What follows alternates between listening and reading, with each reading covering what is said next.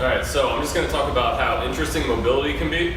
Let's say that you have, we're just going to use one example of how this can work, of how you can have pain in one area, and so you start doing mobility or something along those lines to that area, and then it doesn't get better because it may be coming from something totally different.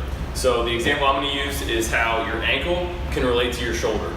So let's say with your overhead stuff, you're having shoulder pain, you just can't seem to get back into that motion, or that position. And so you figure it might be that you have mobility issues in somewhere in your lats, somewhere in the shoulder, so you start doing a lot of shoulder mobility stuff. Then you work on your back, you think it might be there to help you get overhead, and it's none of those. So you end up kind of running into a dead end there, not knowing what it is. So this is demonstration how, again, one end can affect the other end.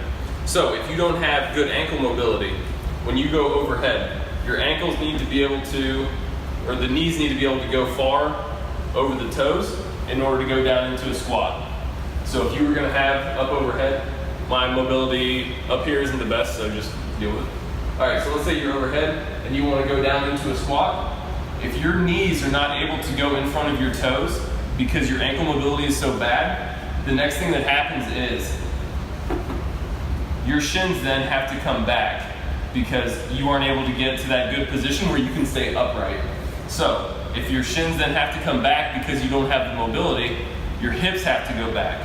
When your hips have to go back, in order to keep you from falling over, you have to lean further forward with your trunk.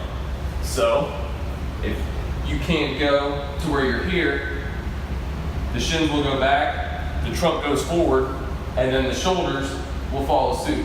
So this straight overhead, because the knees can go forward, now turns into that right there. So you can't hold that position. So then you're gonna have to crank back on the shoulders. You're gonna think it's a shoulder issue, but in reality, if you just got better ankle mobility, you would be able to sit down there much nicer because the knees are over the toes as opposed to here, and then you just can't get your shoulders back there. So just that little bit of clearing up the ankle can then clear up the shoulder with your movement and reduce your pain. So again, that's just one of a bunch of different ways that you can try certain things for mobility, but it's not at all related to that.